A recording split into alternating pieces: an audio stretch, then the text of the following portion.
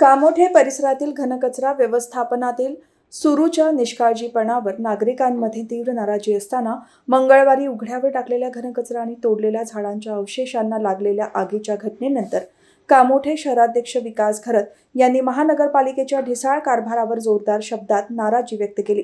उघड्यावर साचलेला कचरा, झाडांच्या काटकांचा ढिगारा आणि पर्यवेक्षणाचा पूर्ण अभाव हेच या प्रकारास कारणीभूत असल्याचे त्यांनी स्पष्ट केले।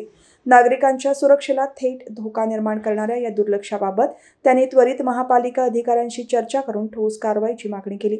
या नाराजीची दखल घेत अखेर बुधवारी महानगरपालिकेने हालचाल केली। प्रशासनाने घटनास्थळी पोहोचून डेब्रिज, झाडांचे अवशेष आणि घनकचऱ्याच्या ढिगाऱ्यांचे सफाई आणि उपसण्याची प्रक्रिया सुरू केली।